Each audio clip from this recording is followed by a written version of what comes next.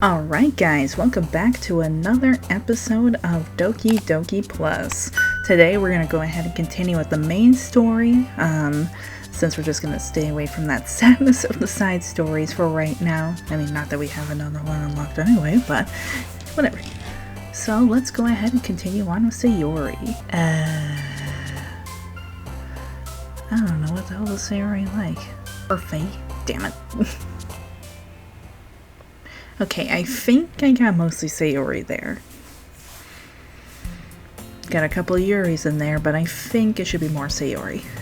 Another day passes, and it's time for the club meeting already. I've gotten a little bit more comfortable here over the past couple days. Entering the club room, the usual scene greets me. Hi, Kate. Wow, Sayori's voice just broke me. Okay. You know, Sayori, looks like you're in a good mood today. I'm just still not used to you being in the club, that's all. I see. That's a pretty simple thing to get you in a good mood. But I guess it's always the simple things with you anyway. Speaking of which, I'm kinda hungry. Will you come with me to buy a snack? No thanks. But that's not like you at all. I have my reasons. Why don't we take a look at your purse, Sayori? Why is that all of a sudden? No reason, really. I just wanted to look at it. Sayori nervously retrieves her coin purse. She pummels with the latch and gets it open. Then she turns it upside down and lets its contents spill onto the desk. Only 2 small coins fall out. I knew it. I could see right through you, Sayori. That's not fair. How did you even know? It's simple. If you had enough money in the first place, you would have bought a snack before coming to the club room. So either you're not hungry and want an excuse to take a walk, or you plan to conveniently forget that you spent all your money so that I would lend you some. But there's one more thing. You're always hungry, and so that only leaves the one option. I give up. Don't make me feel guilty. If you feel guilty, that means you deserve to feel guilty. No, she doesn't. She is pure being, and she deserves a snack. How freaking dare you? Yuri suddenly giggles. I didn't know she was listening in. Her face is in her book as always. I wasn't listening or anything. It was just something in my book. Yuri, tell Kaylee to let me borrow some money. Don't get me involved like that, Sayori. Besides, you should only buy what you can responsibly afford. And frankly, after pulling a mischievous little stunt like that, your suffering is fair enough retribution. She suffers enough. I didn't mean that. I got too absorbed into my book. I really like when you speak your mind, Yuri. It doesn't happen much, but it's a fun side of you. There's no way you could think that. You were right, though. I did something bad, and now I have to accept the revolution. Retribution. That. Still, coming from you, Sayori, I guess there's a little devil inside all of us, isn't there? Don't let her fool you. Sayori knows exactly what she's doing. After all, she told you guys she was bringing me to the club before she even told me. But you wouldn't have come if it weren't for the cupcakes, so I had to trick Natsuki into making them. Come on, give me more credit than that, Sayori. Out of nowhere, something smacks Sayori in the face and tumbles onto the desk. Pwap! Yeah! Ow! What was... A cookie! Sure enough, it's a giant cookie wrapped in plastic. Sayori glances around. Is this a miracle? It's because I paid my restitution! Retribution. Actually, that one almost worked. I was just gonna give it to you, but then I heard you blab about the cupcakes. It was totally worth seeing your reaction, though. Natsuki? That's so nice of you. I'm so happy. Sayori hugs the cookie. Yes, you deserve all the happiness. Jeez, just eat it. Shut up, MC. Sayori rapidly tears open the wrapper and takes a big bite. So good. Sayori suddenly clasps her hands over her mouth. I bit my tongue. You're going through a lot over just one cookie. Natsuki takes a bite of her own cookie. Yours looks really good too, Natsuki. Can I try it? Jeez, beggars can't be choosers. But yours is chocolate. Yeah, why do I think I gave you that one? Fine. Still, I'm really happy that you shared this one with me. Sayori gets out of her seat and goes behind Natsuki, then wraps her arms around her. Ah, jeez, I get it. Cookie still in hand, Natsuki reaches up to nudge Sayori off of her. Sayori suddenly leans down and takes a bite out of Natsuki's cookie. Hey! Did you just seriously do that? Not fool, Sayori trots away to safety. Yuri and I laugh as well. Jeez, you're such a kid sometimes. Monica, can you tell Sayori? Natsuki glances around. Monica isn't in the club room. Ugh, where's Monica anyway? Good question. Have any of you heard anything about her being late today? It's part of her epiphany. Not me. Yeah, I haven't either. That's a bit unusual. I hope she's okay. Of course she's okay. She probably just had something to do today. She's pretty popular after all. You don't think she has a... I wouldn't be surprised. She's probably more desirable than all of us combined. That's true. Excuse me? Suddenly the door swings open. Sorry, I'm super sorry. Ah, there you are. I didn't mean to be late. I hope you guys weren't worried or anything. Monica chose the club over her boyfriend after all. You're so strong-willed. Boyfriend? What on earth are you talking about? Monica quizzically glances at me. Never mind that. What held you up anyway? Well, my last period today was study hall. To be honest, I kind of just lost track of time. That makes no sense, though. You would have heard the bell ring at least. I must not have heard it since I was practicing piano. Piano? I wasn't aware you played music as well, Monica. I don't really. I just kind of started recently. I've always wanted to learn piano. That's so cool. You should play something for us, Monica. Monica looks at me. Maybe once I get a little bit better, I will. Yay! That sounds cool. I'd also look forward to it. Is that so? In that case, I won't let you down, Kaylee. Monica smiles sweetly. I didn't mean any pressure or anything like that. Don't worry. I've been practicing a whole lot recently. And I'd really love the chance to share once I'm ready. I see. In that case, best of luck. Thanks. So I didn't miss anything, did I? Not really. I chose to leave out Sayori's mischievous escapade. I'm sure Natsuki will end up complaining to her anyway. It looks like everyone has already settled down. Sayori somehow already finished her entire cookie. Yuri's back to her book and Natsuki disappeared into the closet. Kaylee! Sayori suddenly comes up to me. I'm gonna go get some supplies from another classroom. Wanna come with me? Supplies? What for? Well, you know how the festival is coming up. Me and Monica were gonna make some posters and stuff. So I need to find some crayons and markers and glue sticks. Ah, I see. Sure, I'll go with you.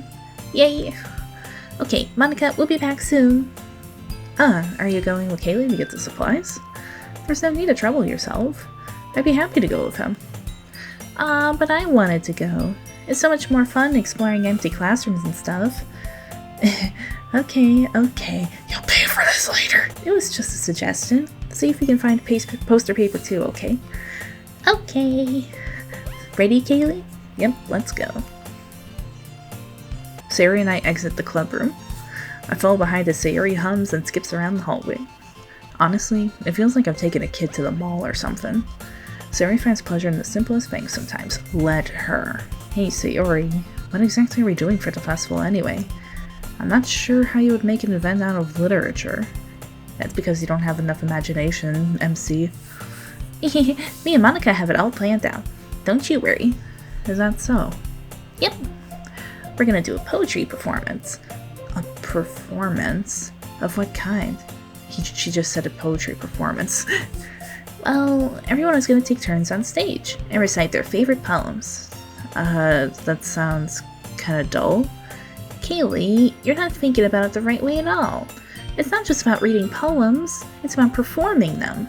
Like, you say the lines of the poems like, between my feet, The last remaining flower beckons to me. I twist the stem, freeing it. I don't need the sadness again. I twist the stem, freeing it from its clinging roots, caressing the final joys. But to what ends have I summoned this joy? From now when I look in every direction, the once prosperous field before me is but a barren wasteland. This is too soon. Too soon. Like that. Sayori, how do I put this? I'm sure it's just me, but it's impossible for me to take you seriously when you talk like that. Hey! You meanie. I'm working super hard on this, you know. I know. I just meant that's a pretty unordinary contrast to your cute self. Don't say that, it's embarrassing. But I guess that means I'm doing a good job. Yeah, I guess so. I'm so excited. The festival is going to be so much fun. Sayori spins herself around in the hallway again. Hey Kaylee, this classroom over here is empty. Let's begin the mission. The mission, eh? It's been a long time since I spent time with Sayori like this. But in the end, she hasn't changed one bit. She's nothing but a ball of sunshine, drawing happy vibes from the world around her. It's a pretty nostalgic feeling for me. Yeah, it's all about yourself, MC. As the years went by, I began to hold myself up in my room more and more. So going adventuring with Sayori brings about a special sort of feeling I forgot I had in me. The two of us enter the classroom. Sayori heads straight to the closet and I follow. Let's see what we have in here. Crayons! Sayori pulls a box full of crayons off the shelf. They're the best brand too. They're kind of dirty though. Sayori starts pulling various crayons out of the box, reading the color names. Alright, that's one down. Don't get distracted, we still need to find... Wait, I'm looking for my favorite color. Fine. Then at least move aside so I can look for the poster paper. I dropped one by accident. Smack! Sayori bends over and smacks her forehead right into the shelf. She falls to the floor and the crayons spill all over her lap. Ow. You okay? My forehead. Sayori clutches her forehead. Jeez, Sayori, that's just like you, isn't it? Can you be a little bit nicer to her? Seriously, Monica was a better friend to her in the side story than you are in this entire freaking game. Come on, let me see. Since Sayori is sitting on the floor, I grab her by the waist and pull her out of the closet. You have to move your hands, Sayori. But it hurts. Just do it for a second. Sayori releases her hands from her forehead. I gently brush her bangs to the side. Ow! Sorry. There's a huge red mark in the center of her forehead. A bump is starting to form as well. Man, that's gonna swell up. I should find you some ice. Kaylee, where would I even find ice around this time? I guess a cold drink would do. You don't have to. I'm fine with looking like a unicorn. Even wincing from the pain, Sayori makes a silly joke. What are you saying? I'll be right back, okay? Okay. I pat Sayori on the shoulder and run out into the hallway. I locate the nearest vending machine. What should I get? It doesn't really matter since it'll be used as an ice pack rather than the drink, but I know Sayori likes apple juice, so I purchased that one. In just a moment, I'm already returning to the classroom where I left Sayori.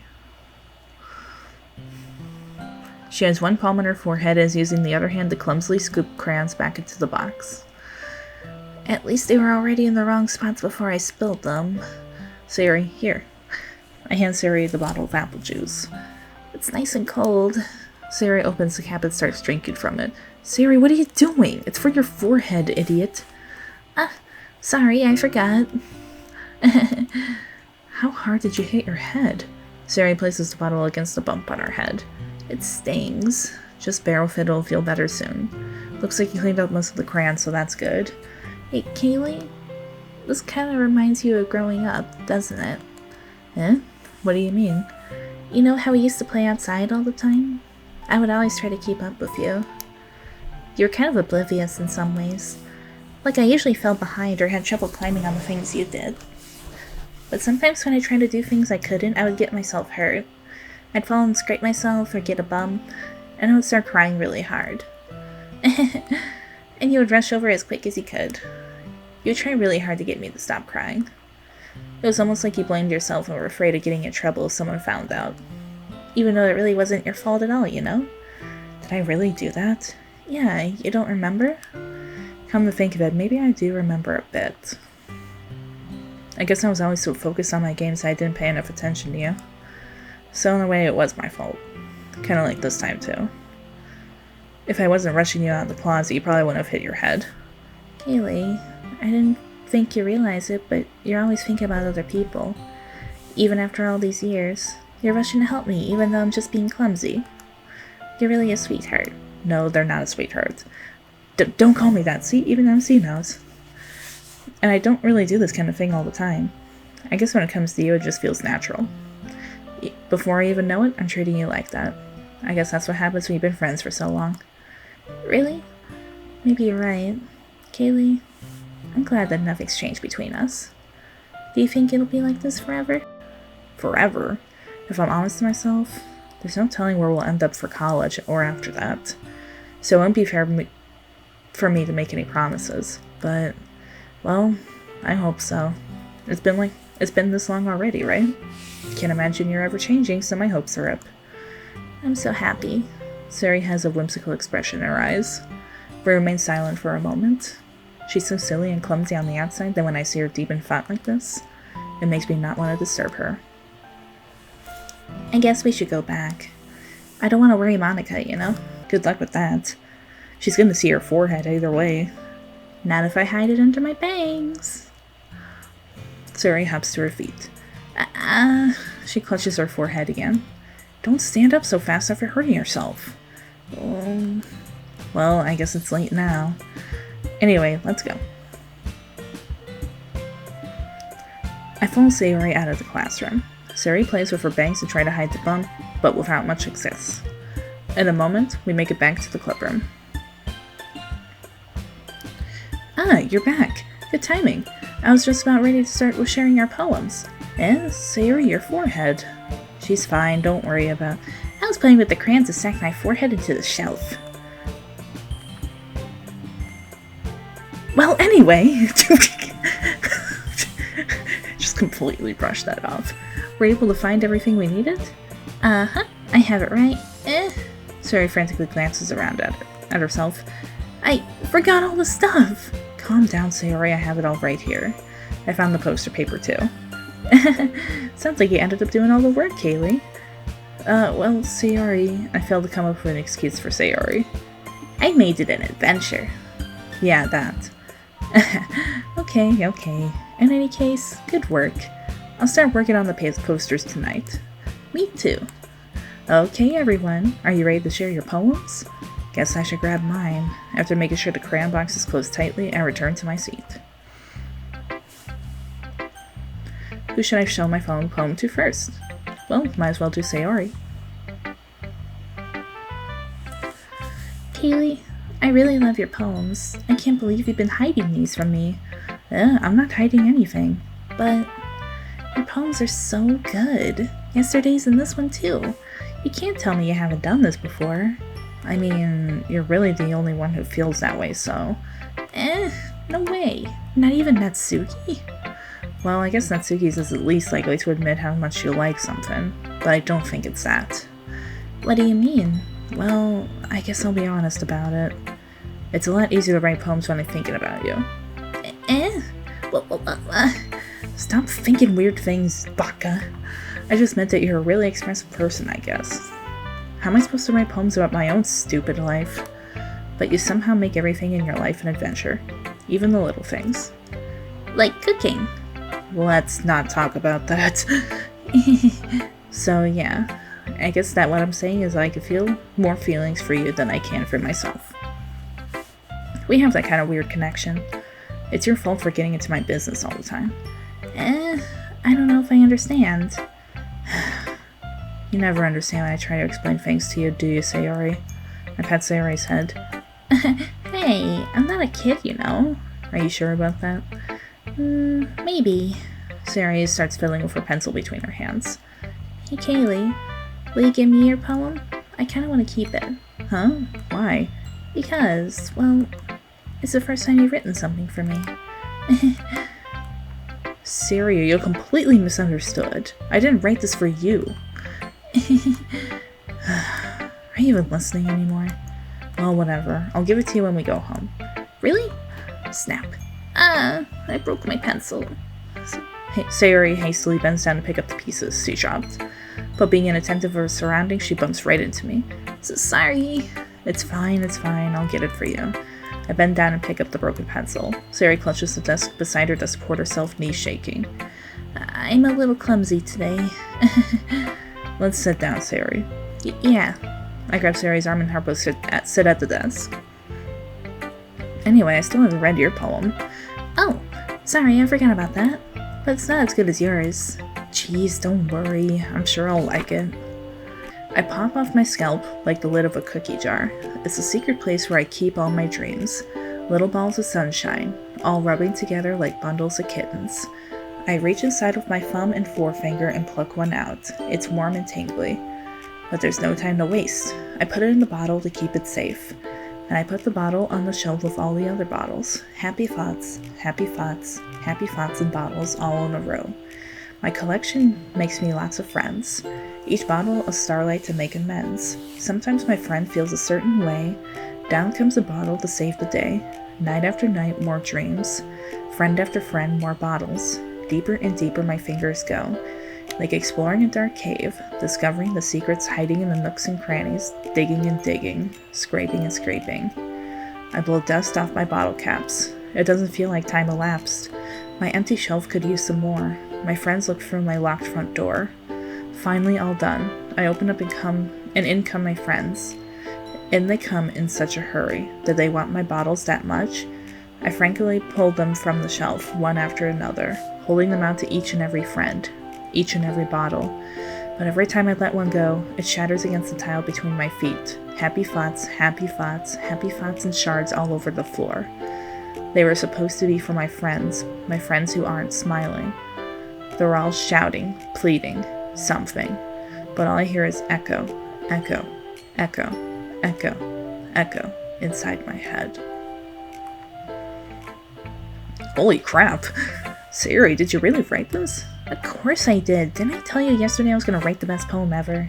Yeah, but, I didn't expect something like this coming from you.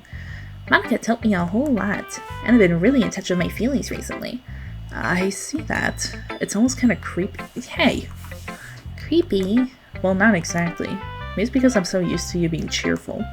Well, never mind. I'm thinking too hard about it. The point is, it came out good, so you should be proud of it. Aw, thanks. I feel like I was meant to express myself this way. It even helps me understand my own feelings a bit better. Writing is like magic. You've gotten pretty passionate about this, huh? I hope you keep it up. Yeah, writing's the best. I'm gonna keep writing until I die. Don't get ahead of yourself. Sayori's always had a habit of getting obsessed with something before dropping it no more than a week later. I wonder if this is one of those times. Seeing the passion in her eyes makes it hard for me to be pessimistic. Alright, let's go ahead and do Natsuki. Well, it's not really any worse than your last one, but I can't really say it's any better either. Huh? Phew, what? Well, anything that isn't a train wreck I'll take as a win. And I get the feeling you're probably the most critical. Hey, what makes you... Wait, maybe that was a compliment? Haha, glad to see someone recognizes my experience. Well then, keep practicing and maybe you'll be good as me someday. That's, something tells me Natsuki completely missed the point. Come to think of it, this kind of reminds me of Sayori's poem from yesterday. Huh? You think so? Yeah, well, I guess if you've been friends with her for so long, you might be on the same wavelength. But you never really struck me as her type. Sayori has a type all of a sudden? Well, I don't know, but honestly, how could someone so, fluffy spend so much time with someone like you? It's like she's dragging around a dead weight. Ugh, that was a little unnecessary. No, she's right. But think of it this way, if it weren't for me, she probably would have just fly away like letting go of a balloon. You could say we take care of each other in our own way. Whatever it is, I don't get it. Oh yeah, guess I'm supposed to show you my poem. Here. You know what I heard about Amy? Amy likes spiders. Icky, wriggly, hairy, ugly spiders. That's why I'm not friends with her. Amy has a cute singing voice. I heard her singing my favorite love song. Every time she sang the chorus, my heart would pound to the rhythm of the words, but she likes spiders. That's why I'm not friends with her. One time I hurt my leg really bad. Amy helped me up and took me to the nurse. I try not to let her touch me. She likes spiders, so her hands are probably gross. That's why I'm not friends with her. Amy has a lot of friends. I always see her talking to people. She probably talks about spiders. What if her friends start to like spiders too? That's why I'm not friends with her. It doesn't matter if she has other hobbies. It doesn't matter if she keeps it private. It doesn't matter if it doesn't hurt anyone. It's gross. She's gross. The world is better off without spider lovers, and I'm gonna tell everyone. Not bad, right? It's quite a bit longer than yesterday's. Yesterday's was way too short. I was just warming up. I hope you didn't think that was the best I could do, baka. Oh, of course not. Anyway, the message is pretty straightforward in this poem. I have to explain it. Sometimes you can explain complicated issues with much simpler analogies. And it helps people realize how stupid they're being. Like, anyone would agree that the subject of this poem is an ignorant jerk. Do you know people like that? Of course, it's how everyone thinks That doesn't matter, it could be anything. I wrote it to be easy to relate to. Everyone has some kind of weird hobby or guilty pleasure. Something that you're afraid if people find out, they make fun of you or think less of you. But that just makes people stupid.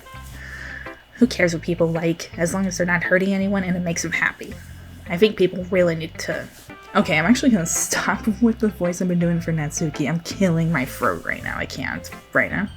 I think people really need to learn to respect others for liking weird things.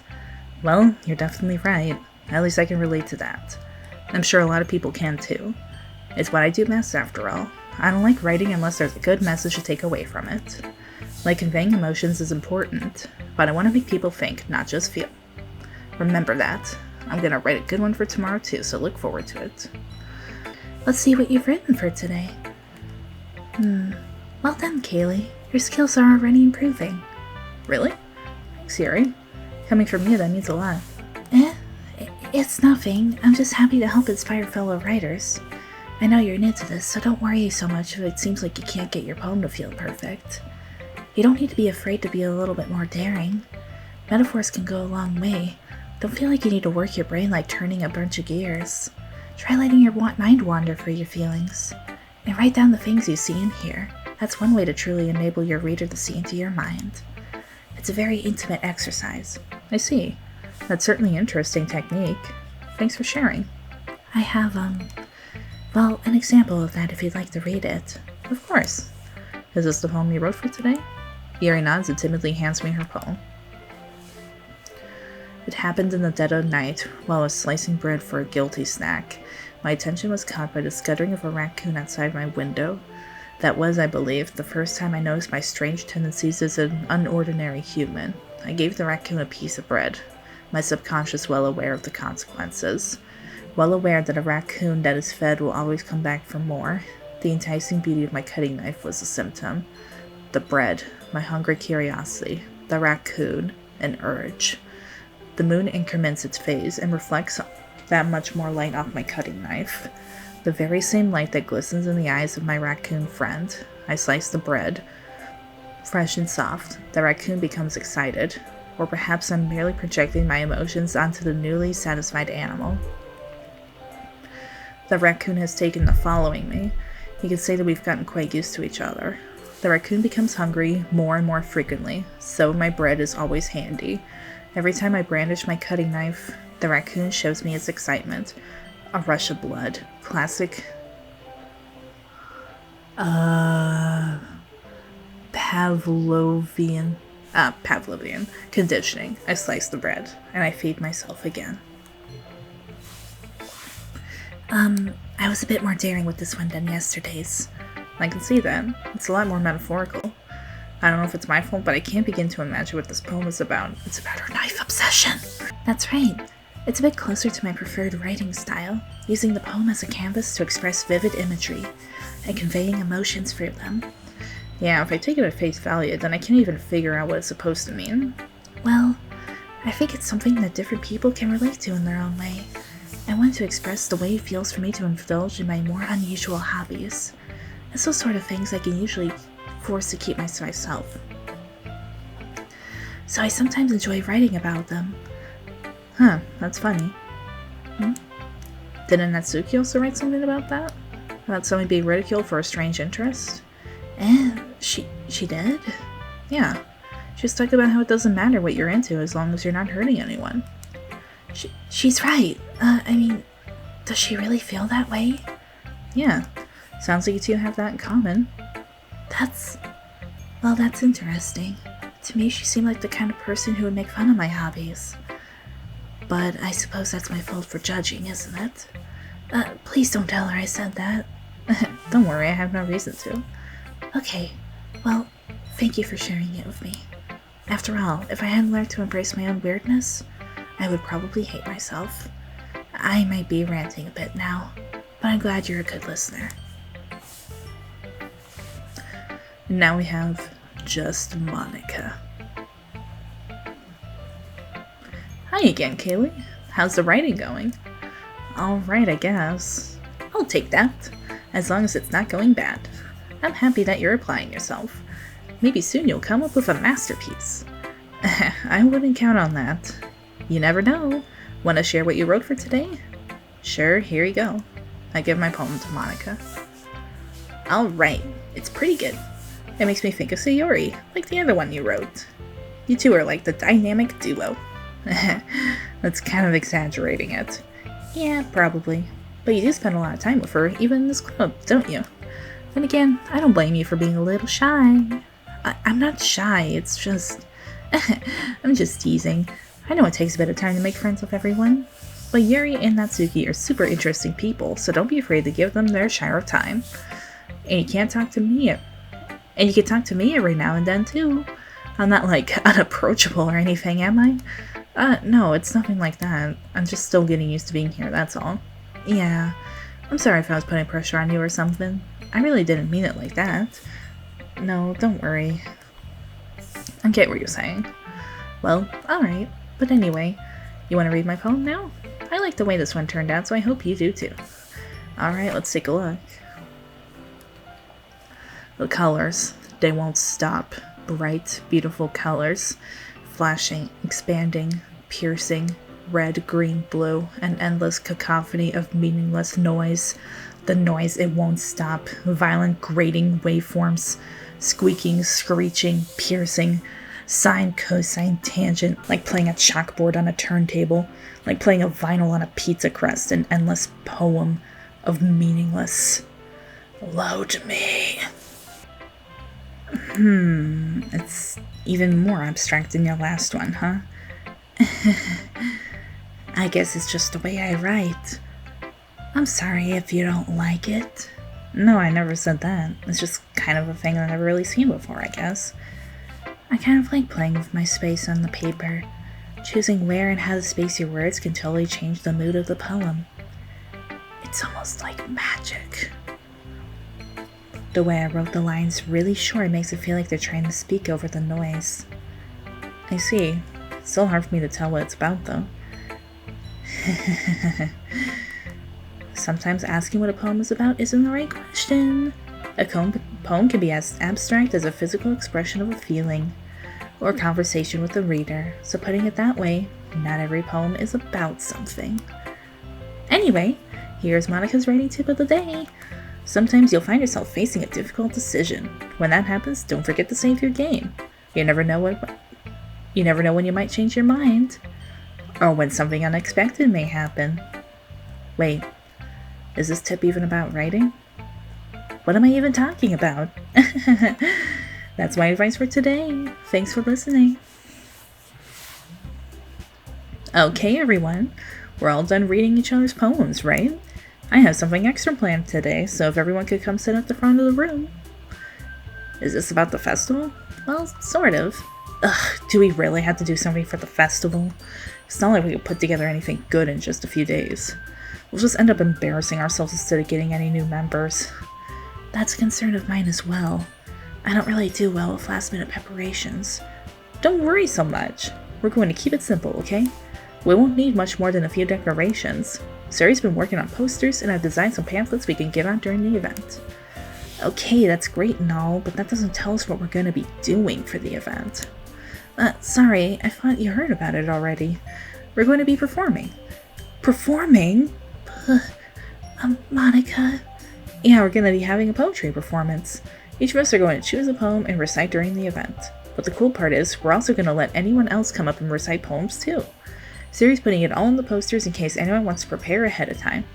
Sayori has been coloring a poster, holds it up for us to see. Are you kidding me, Monica? You didn't already start putting these posters up, did you? Well, I did. Did you really think it's that bad of an idea? Well, no, it's not a bad idea, but I didn't sign up for this, you know? There's no way I'm going to be performing in front of a group of people like that. I agree with Natsuki. I could never in my life do something like that.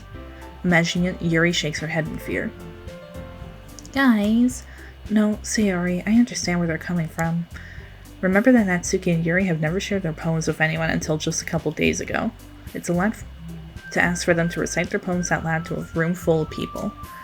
I guess I kind of overlooked that, so I'm sorry. But I still think we should give it our best.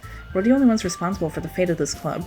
If we start the event and each put on a good performance, then it will inspire others to do the same. And the more people who perform, the better we'll be able to show everyone what literature is all about. Yeah, it's about expressing your feelings, being intimate with yourself, finding new horizons, and having fun. That's right, and it's those reasons that we're all in this club today. Don't you want to share that with others? To inspire them to find those same feelings that brought you here in the first place. I know you do. I know we all do. And if all it takes is standing in front of the room for 2 minutes and reciting a poem, then I know you can do it. Natsuki and Yuri remain silent. Sayori looks worried. I guess that leaves me with no choice. I agree. I don't think it's too much to ask. I think that Sayori and Monica have been trying really hard to get new members. The least we could do is help them out a little bit. Well, maybe, but it looks like Natsuki doesn't have any arguments left. Okay, fine. I guess I'll have to get it over with. Alright. Phew. Thanks, Natsuki. What about you, Yuri? Yuri dejectedly glances around at everyone else's expectant faces. I guess I don't really have much of a choice. That's everyone. You're the best, Yuri. This club is seriously going to be the death of me. Oh gosh, you'll be fine, Yuri. But anyway, let's move on to the main event. I want each of you to choose a poem of yours. We're going to practice reading them in front of each other. No way! Monica, this is too sudden. Well, if you can't recite your poem in front of the club, how do you expect to do it in front of strangers? Oh no. Don't worry, I'll start off to help everyone feel a little bit more comfortable. Can I go next? Of course. Now let's see. Monica flips through her notebook to the specific poem she has in mind for herself. She then stands behind the podium. The title of the poem is The Way They Fly. Ahem. Monica begins reciting her poem. Her clear, confident voice fills the room. More than that, her inflection is pristine. She knows exactly how to apply emotion behind each line she recites, bringing the words to life. Is this something she's done before, or is she simply a natural? I glance around at me. Everyone has their eyes on Monica. Sayori looks amazed. Yuri has an intense expression on her face that I don't understand. Finally, Monica finishes the recitation. The four of us applaud. Monica takes a breath and smiles. That was so good, Monica! Thank you very much. I was just hoping to set a good example. Are you ready to go next, Sayori? I'll go next. Well, Yuri's fired up all of a sudden. Yuri clutches a sheet of paper between her hands and stands up. Keeping her head down, she walks quickly over to the podium. This poem is called... Yuri anxiously glances at each of us. You can do it, Yuri. It's called After Image of a Crimson Eye. Yuri's voice shakes as she starts reading the poem. Just a moment ago, she practically refused to do this. Why is she suddenly putting in so much effort? As Yuri gets past the first couple lines, her voice changes. It's almost like what happens when Yuri gets absorbed into her books. Her quivering words transform into the sharp syllables of a fierce and confident woman. The poem is full of twists and turns, and it's structured that she enunciates it with perfect timing. This must be a rare glimpse into the whirling fire Yuri keeps concealed inside her head. Suddenly, she's finished. Everyone is stunned. Yuri snaps back into reality and glances around her, as if she's bewildered even herself. It's up to me to save the situation. I'm the first to start applauding. Everyone joins me afterward, and we give Yuri the recognition she deserves. It's not that we didn't want to applaud for her, but we were caught so off guard that we must have forgotten. As we applaud, Yuri holds the poem to her chest and rushes back into her seat. Yuri, that was really good. Thank you for sharing. Looks like Yuri is down for the count. Okay, I guess I'm next then. Sayori hops out of her chair and cheerfully walks over to the podium. This one's called My Meadow. Sorry I giggled. Sayori, it's a lot harder than I thought. How did you guys do it so easily? Try not to think of it like you're reciting to other people. Imagine you're reciting it to yourself, like in front of a mirror or in your own head. It's your poem, so it'll come out the best that way. I see. Okay then. Sayori begins her poem. Somehow, it feels like her soft voice was made as a perfect match. The poem isn't aimlessly cheerly like Sayori is. It's serene and bittersweet. If I were to read this on paper, I probably wouldn't think much of it. But hearing it come from Sayori's voice almost gives it a whole new meaning. Maybe this is what Sayori meant when she said she likes my poems. It's like I could get to reach more deeply into someone I thought I knew through and through. Sayori finishes, and we applaud. I did it! Good job, Sayori. Even Kaylee liked it. I guess that's a good sign. What does that even mean? It came out nicely, Sayori. The atmosphere of the poem fits you really nicely. But it might be that other poems wouldn't work quite as well with that kind of delivery. I don't really understand. In other words, I've seen poems of yours where that sort of gentle delivery wouldn't work as well. It might need a little bit more force behind them depending on what you're reading. Oh, I know what you mean. That's, well, I've been practicing that kind of thing. It's just embarrassing to do it in front of everyone. Then next time, I'm going to make you pick a poem that challenges you a little more. We don't have much time before the festival, you know? Okay. Now, who's next? Natsuki? Don't make me go before Kaylee. It's not like I compare to you guys anyway. Might as well let Kaylee lower everyone's standards a little before I have to do it. Natsuki. It's fine. I might as well get it over with. But it's not like I have much of a selection of what to read. I'll just have to go with what I wrote for today. I stand up and step in front of the podium. Everyone has their eyes on me, making me feel terribly awkward. I recite my poem. Since I'm not exactly confident in my own writing, it's hard to put energy into it. Despite that, once I finish, I receive applause anyway. Sorry, I'm not really good as everyone else. Don't worry about it so much. I think it's less about your abilities and more about your lack of confidence in your writing. That's something that'll improve over time, though. Yeah, maybe. Alright then. That just leaves you, Natsuki. Yeah, I'm going. Natsuki begrudgingly gets out of her seat and makes her way to the podium. The poem is called... Why are you all looking at me? Because you're presenting. Anyway, the poem is called Jump. Natsuki takes a breath. When she starts reciting the poem, her sour attitude disappears a little. While she's still a little unenthused, her poem has rhythm and rhyme to it. It's Natsuki's trademark style, and it works surprisingly well when spoken aloud. The words feel like they bounce up and down, as if giving life to the poem. Natsuki finishes and everyone applauds. She hops back to her seat. That wasn't so bad, was it? Easy for you to say. You better not make me do that again. Well, about that. Do you at least feel prepared enough to recite a poem in front of other people?